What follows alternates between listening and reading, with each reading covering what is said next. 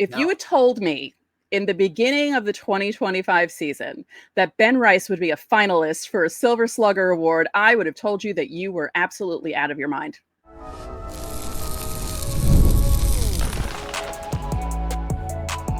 You are Locked On Yankees, your daily New York Yankees podcast. Part of the Locked On Podcast Network, your team every day.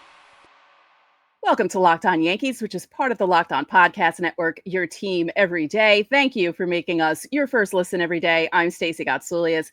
He's Brian McKeon. And Brian, is it weird for you watching the World Series as a Yankee fan? It's low-key kind of depressing, but... Yeah. We're going to talk about that later in the show, because this is something I felt that we needed to discuss. It's going to become a Locked On therapy session for Yankee fans, so stay tuned for that. Today's episode is brought to you by Gametime. I feel like every show has that theme, by the way, if I could just interrupt real quick. Every show the last month has had that theme. Yeah, it's all a therapy session, especially while this World Series is going on between these two opponents in particular. Again, we'll get into that in segment 2. Today's episode is brought to you by Gametime. Download the Gametime app, create an account, and use code LOCKEDONMLB for $20 off your first purchase. So on today's show, yes, it's a Yankees podcast, but we have to talk about the World Series. So in segment 3, we will go through the pitching matchups. Max Scherzer against Tyler Glasnow. Who knows what's going to happen in the game? So we're going to try and figure that out in segment 3. In segment 2, we're going to have the discussion. What does it feel like to be a Yankees fan watching this particular World Series matchup? Because they have history with both teams, and I have some thoughts, Brian has some thoughts, and we're just going to commiserate. But first, we have some Yankees news that we didn't get to late last week, and some news that came across the wire, otherwise known as social media, this weekend that we need to discuss. So what shall we start with first? Let's go with the hitting. I think it was an impressive hitting season for most of the teams. So let's discuss the awards that come out for the hitters. Yeah, because there's one of them I didn't expect at all. If you had told me in the beginning of the 2025 season that Ben Rice would be a finalist for a Silver Slugger award, I would have told you that you were absolutely out of your mind. Yeah, especially coming from my perspective, because I feel like I was more down on Ben Rice throughout the entire season last year. You had a little more deserved confidence in him. You were much more right than I was on that. But I would have been stunned if you told me that Ben Rice was going to be a Silver Slugger finalist. And, here we are as a utility man. Yeah. The other 3, not so surprising. Aaron Judge in the outfield, Cody Bellinger in the outfield, Jazz Chisholm. There you go. Got it right. Thank you. There you go. Second base. So nice showing for the Yankees in the Silver Slugger finalist list. Other guys, the regular people that you think of, Vlad Guerrero Jr., Shohei Ohtani, it's all deserving. You're going to see Judge on a lot of these awards this year specifically too. I mean, he already won the batting title, obviously, in the American League, but and he should win the MVP. But Silver Slugger is just another notch to add on, another little trophy to put above your bedpost. So that's pretty cool. Yeah, so that came out late in the week. Also, Max Fried wins a Fielding Bible Award for defense, which isn't surprising. Fielding Bible, that all started about 20 years ago. They're the ones that came up with defensive runs saved. I believe that they're the ones that came up with that. Sports Info Solutions are the ones who came up with that stat, and they have the Fielding Bibles awards, and Max Fried is unbelievable. I knew about his pitching. I'd seen him perform in certain games, not a lot because we don't see the Braves that much. So I knew he existed. I knew that he was a perfectly fine pitcher. I had no idea how good he was at defense. The Fielding Bible thing too is a little, doesn't have the prestige that Gold Glove has, but I think it's more of an analytically driven award. It kind of gives guys awards based more on the deeper analytics than Gold Glove does. Yes. So this is an honor for players to be getting more than it is recognized globally and stuff. But he is a tremendous fielder, Max Fried. It's incredible how good he is at his craft. Yeah, so this is the second time that he's won a Fielding Bible Award. He also won one in 2020. He led all pitchers in 2025 with 10 defensive runs saved. That's the most by a pitcher since Dallas Keuchel had 12 in 2021. He was an incredible fielder too, by the way. Dallas Keuchel was unbelievable off the mound. Yeah, he really was. He had 4 runs saved from turning batted balls into outs, and he had 4 runs saved from controlling the running game, because he does control the running game very well. Especially for, lefties usually, some of them are terrified of throwing over to first base, like a Aroldis Chapman.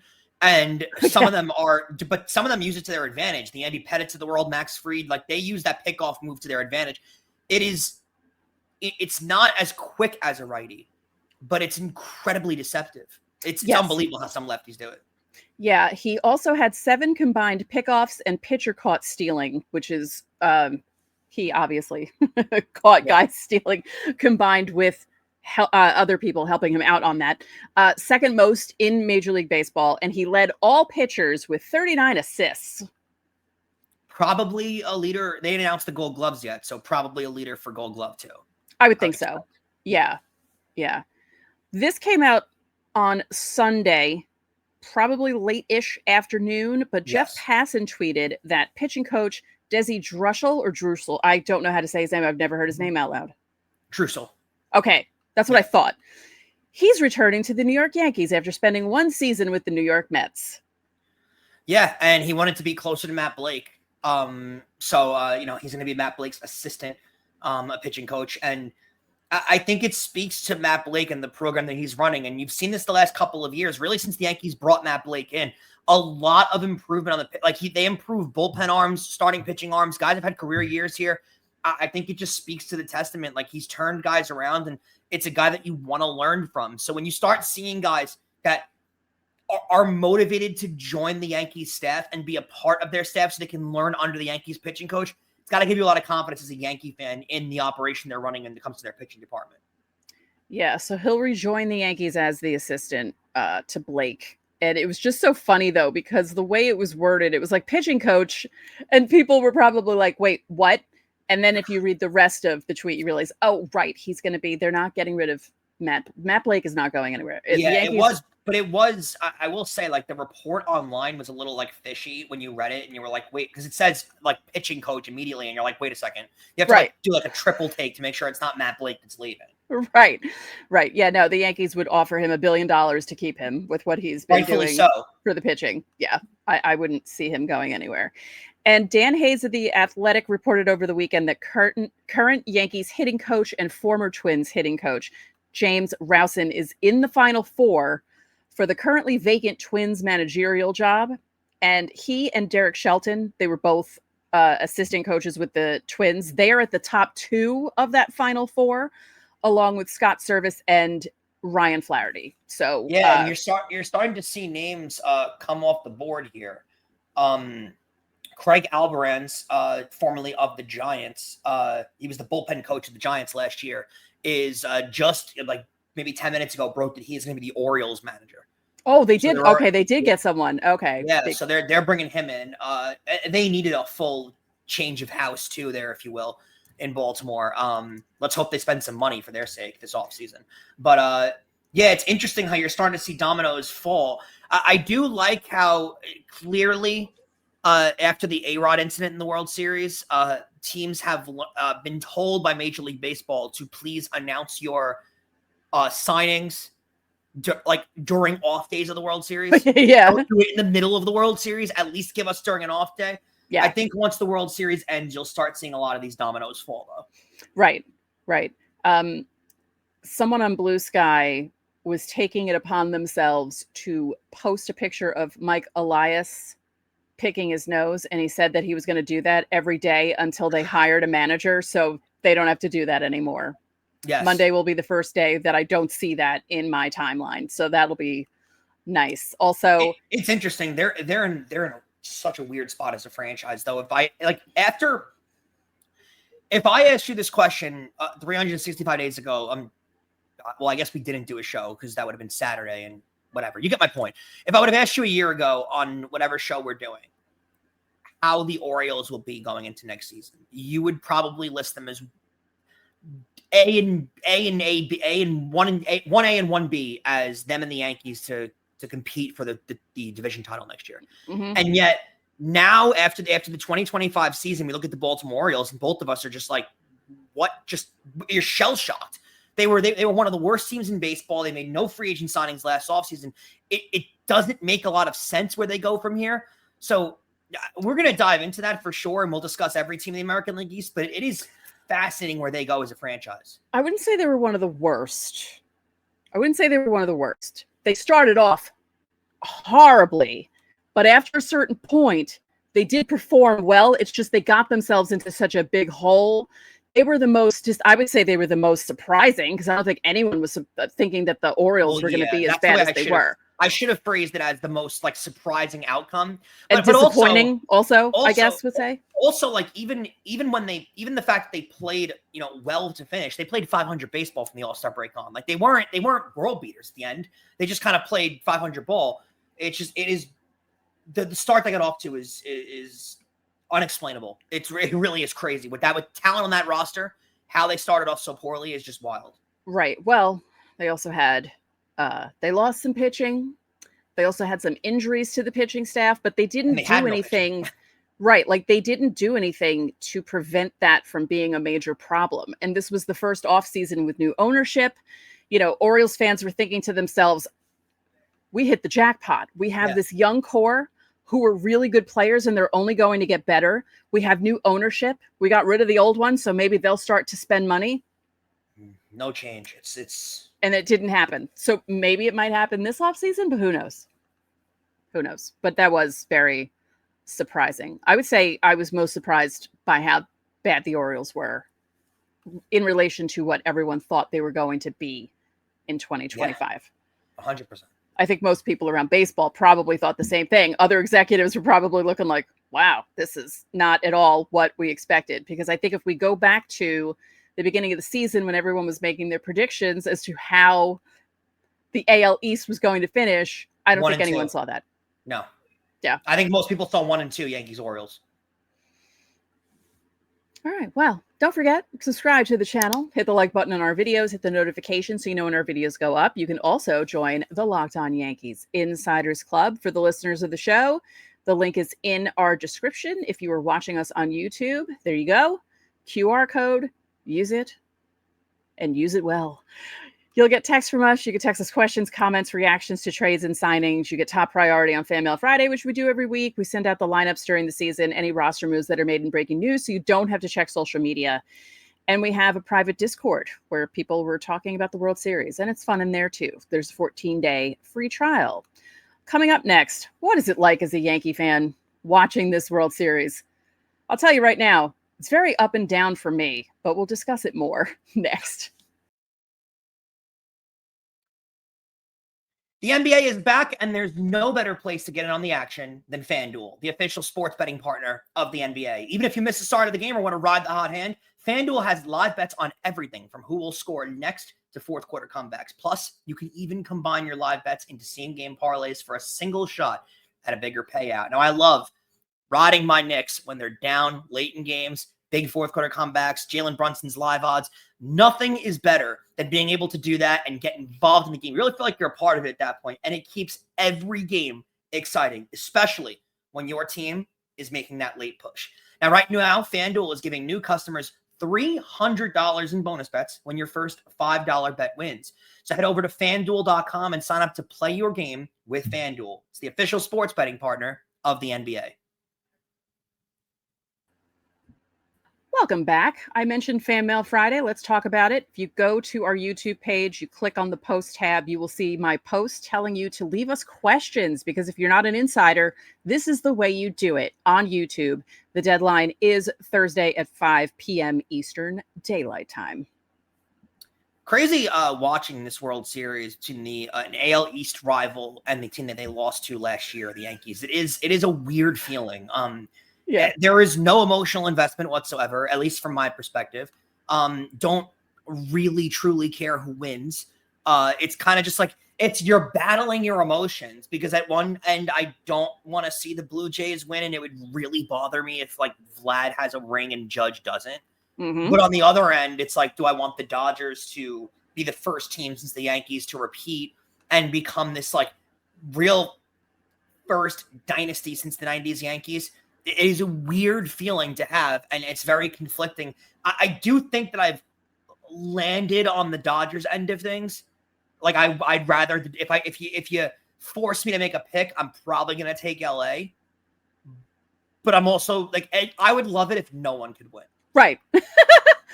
I joked on social media. I said, is there a way for there to be a natural disaster that doesn't hurt anyone, but just makes it so the series can't be finished? Yeah, like the equivalent of like you want someone you hate to like step in dog poop in the morning. Like it's not going to hurt them, but it's going to ruin their day. Like I would like that to happen. Yeah. It is crazy. I want to point out too, just from like a historical standpoint, as a baseball fan, it was enjoyable watching Yoshinobu Yamamoto in that game. I mean, even though I did see a report that I kind of find funny from a Yankee perspective because we're trying to tie this back into the Yankees. The Yankees capped it off at $300 million in the Yamamoto contract. And apparently he said he preferred the Dodgers to the West Coast, but that apparently wasn't necessarily all true. How do you feel as a Yankee fan that they weren't going to go to 350? The Dodgers were. The Dodgers signed him. I feel like if the Yankees were playing right now and Yamamoto was putting up that performance for the Yankees, the $50 million would have been well worth it. Oh, yeah. Oh, yeah. Like, it's just funny how we sit here and analyze when they don't sign him and they don't give him the $50 million. And we're like, they didn't want to go past that $300 million threshold. That was where they landed on it. Fine. And then you see what Yamamoto does going with 2 consecutive postseason starts of complete games. The first guy to do that in 25 years. And now $50 million doesn't seem like it's like going that extra mile for him doesn't seem like it's the worst thing in the world. Those 2 games were worth $50 million. Yeah. We should take into account when they sign guys, though, and the contracts they give them, like, hey, not that crazy. When these guys get these massive contracts, if they're able to do that in the biggest moment, the Dodgers don't regret. If they win the World Series this year, compared to what he did last year in the postseason and what he's done this year in the postseason, $350 million, hey, they don't care. He can do nothing the rest of that contract. It sounds good. They got 2 championships out of it. So I think it's important to kind of take those things into perspective when you count the contracts they give guys and complain they get too much. If they can do that in the month of October, it's probably worth it. Yeah. So the 2 games were very different, right? First game, close for a bit, and then the Jays just exploded. And it was really funny because I turned the game on when the Dodgers were up 2-0, and then the Jays scored, 11 unanswered? And I thought, oh boy, that's probably my fault. I shouldn't have turned the game on. Oops. And then I also thought to myself, because they were saying certain things like, oh, Freddie Freeman hasn't really gotten going and this. And I'm like, oh, sure, Freddie Freeman doesn't get going now, but he couldn't stop hitting the ball in 2024. And then as I was watching game 2, and so Yamamoto making the Blue Jays batters look worse than they've ever looked because these guys don't usually strike out that much. He struck out 9 batters. Yeah, he made guys who don't usually strike out look foolish at the plate. Froze them completely, like in their tracks. It was impressive to watch. And so that game annoyed me for that reason because I thought, oh yeah, of course the Blue Jays can't hit this guy. It was like every game I'm feeling a different thing, but I'm feeling like you. As much as it would bother me for the Dodgers to be the first team to go back-to-back, it's still just back-to-back. The Yankees had a 3-peat. So if the Dodgers go back next year and win again, then all right, kudos. Yeah, they could. Yeah. Kudos to you. I don't want an AL East rival winning. I really don't. And I, like you said, I would be so annoyed if Vlad Jr. got a ring before Judge. And you would not hear the end of it too, I think, with this Blue Jay team. Oh, yeah, no. No, you wouldn't hear the end of it. I think the games were 2 different things, but to be honest with you, game 1 feels like the classic team that's layoff affected them. For 10 days and definitely came in sluggish and all that kind of stuff. You saw it in game 2, Stacey. Like the Dodgers are down 1-0 in the series. They got blown out the night before. The game was tied at 1, and there was no panic from that Dodger team, like whatsoever. They had been there, done that, didn't care, weren't worried, none of that at all. Just kept playing their game, win the game 5-1, and it was easy cake back to LA tied 1-1, which is probably what they would have signed for. So you really saw no panic out of the Dodgers, and it did feel like in game 2. They had the bad performance in game 1. They put it behind them. They kind of settled and were like, all right, we're back to playing baseball. And they just locked in and went back at it. Game 2 was impressive. It was very much an experience-laden baseball team that just went to business. Yep. And I don't think it's going back to Toronto. Yeah, they turned the page, right? Quickly. What veteran teams do. Mookie Betts said something to that effect. He's like, yeah, all right, Don't we lost the first game. It's not the end of the world. We have more games ahead of us, and you can't dwell on the first game. You have to look at the next game, and that's what you have to play, and you don't have to worry about the score. Who cares? Because a loss is a loss, a win is a win. Yep, and that's what they did. And they're an experienced veteran team, and it showed. It showed over what the Blue Jays did too. Because, boy, I mean that game too was just a lot of inexperienced teams could have got on their heels there, being tied in that game late, and just panicked a little bit. They didn't remotely panic at all. No, and guys that they've been waiting for to hit a little bit, who were having a little bit of issues, came through. Yep, so that's what veteran players do. Yeah, it'll be interesting to see what happens in Game 3, because I feel like Game 3 is the most important game of the series. Yeah, I we'll discuss on the other side what I think is going to happen, but the pitching matchups are just if you're a Blue Jay fan, I don't know how you don't feel panicked by this. Right, but they might not because of how he pitched in his last outing. But let's talk about that. So coming up, we're going to preview Game 3 of the World Series between Max Scherzer and Tyler Glasnow. And we'll tell you what we think might happen in the game. Not that we're ever correct on anything ever, but we'll still do it anyway. So join us next.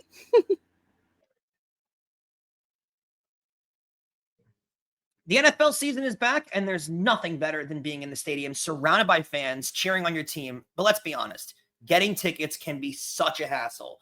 Between the queues, the prices jumping at checkout, it can be so unbelievably frustrating. And that's why I always use Gametime, the app that gives the advantage back to the fans. Gametime is fast, easy, and backed by the Gametime guarantee. You'll always get 100% authentic tickets delivered on time and at the best price imaginable. Plus, all the fees are included, so the price you see is the price you pay.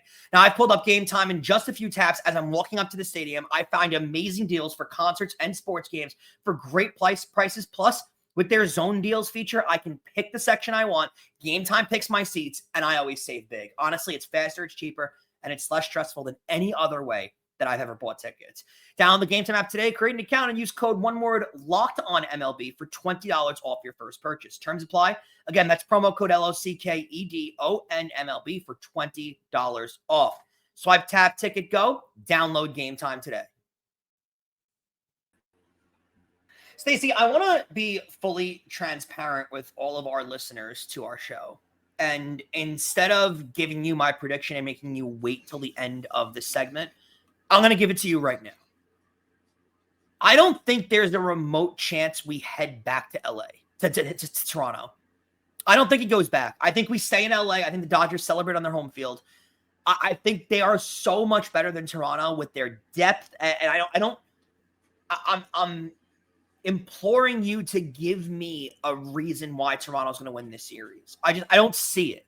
I don't see with the pitching staff, with the bullpens, with the lineup, there's no path for Toronto, in my opinion. I think they had to take both games in Toronto if they were going to win the series, and they would have had to send it back at that point. I just think the Dodgers are far better, far superior, far deeper, and I don't see a scenario in which this gets back to Toronto, to be honest with you. Yeah. I would say some people were feeling after the first game that maybe Toronto had a chance.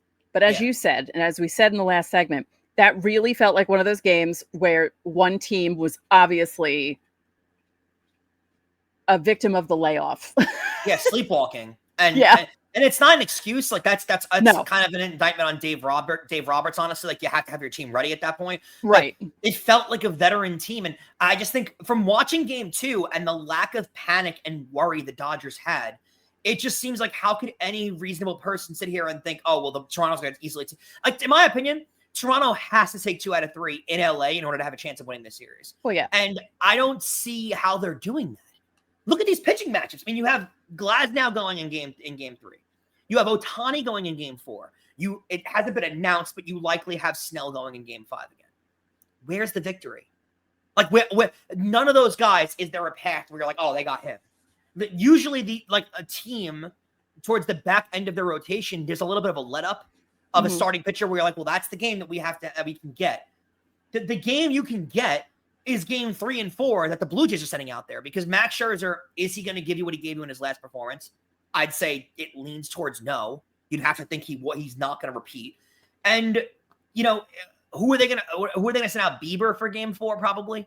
Yeah, it's just, so. there is no path, in my opinion, of Toronto just winning the series outright. I think it's too much. LA is too deep.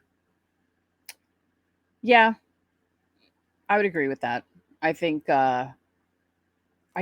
beating the Brewers the way they did was really like handedly. Yeah, it wasn't an issue. They didn't struggle in that game. No, well, I mean, they just. Yeah, I was actually embarrassed for the Brewers because, you know, it was a big deal that they made it to the ALCS, right? Yeah, it's like they finally made it to the ALCS. Like, look at this, okay. And then they just didn't show up at all against the Dodgers. And I think it's more about the Dodgers being so damn good than it is the Brewers. Yeah. And, you know, I'll say this too. This is all going on with the Dodgers and Andy Pages just disappearing. Yeah. Like Pages he had 280 this year and had the second most home runs on the Dodgers. Like, people don't even realize that. He had 27 home runs this year. That was only behind Ohtani, who had 50. He had 27 home runs, and he has disappeared in the postseason. He's hitting .091 in the postseason. He's being Anthony Volpe in the postseason, and yet, it's crazy if you look at what he has done and what this Dodger team has done. This is also with Freddie Freeman not waking up throughout the entire postseason. Ohtani hasn't necessarily hit the cover off the ball in the playoffs. Betts has been really good, and Will Smith has been really good. But well, I mean, Ohtani did have that the one crazy game, yes, but overall his postseason is not right. been Game dominant. Game one wasn't great until he hit that. You look at what's going on, and they're sweeping teams. They had 2 losses coming into the World Series. Like, they just look incredibly dominant, and I don't see a path. I'd love to give Toronto a reason why they're going to win this series, but I don't see how they're. Where is the break in the armor for the Dodgers where you're going to be able to exploit that weakness and break through? I don't see it. You know, I'd love to give you a reason, and maybe that's cocky of me, and maybe we'll sit here in a week and I'll say I was dead wrong. I don't know if that's coming though. Yeah, I think this game is important. I think it's huge. It's obviously more important for Toronto to get a game in LA, and if you get the first game in LA, that's a big deal. The thing is, I don't think the Dodgers are going to have any panic.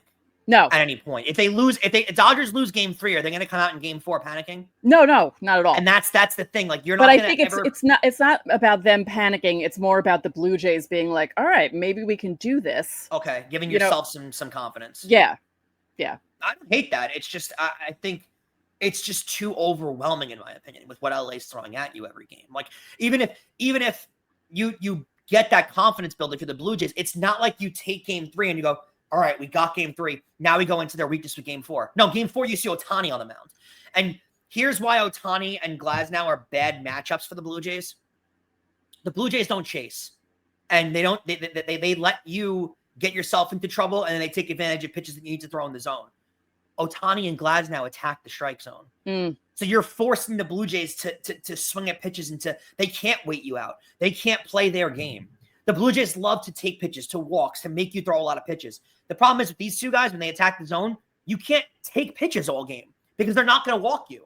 So what guys that attack are guys that, like, I think if the Yankees had Garrett Cole, it would have made a difference in that series, obviously. I mean, bold take out of me. But, like, Garrett Cole attacks the strike zone.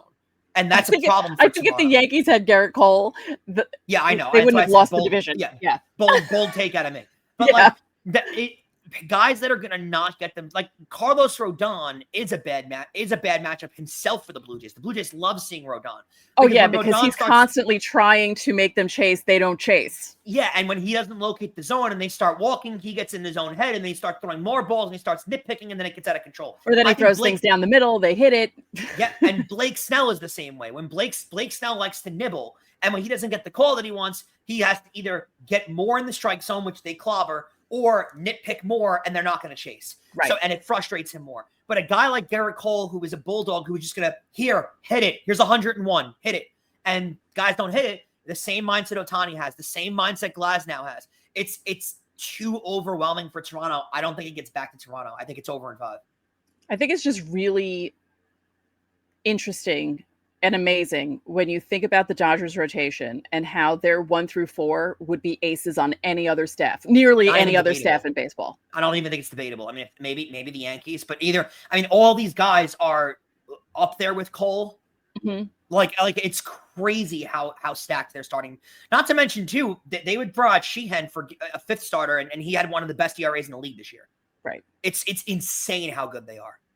So Yamamoto not only pitches a complete game in game 2, but he saves Dodgers fans from having to see the bullpen.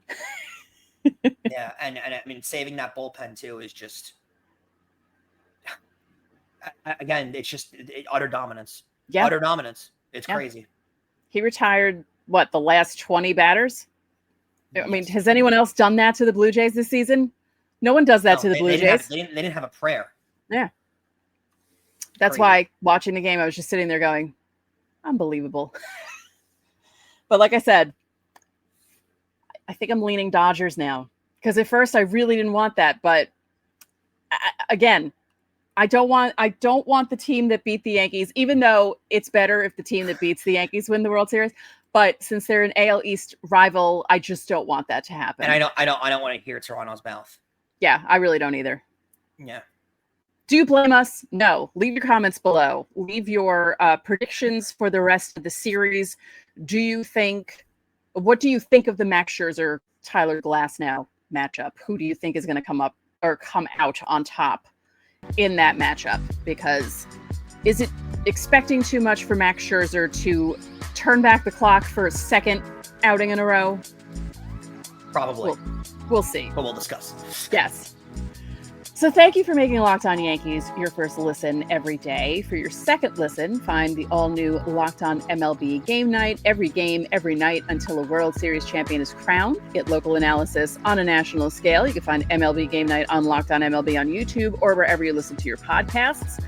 And if Brian has it right, the World Series champion will be crowned this week. I think so. I hope so. For my own sake. Yeah, we'll see. So that'll do it for this edition of Locked On Yankees. I'm Stacey Gotsulias. And I'm Brian McKeon. We'll catch you guys tomorrow.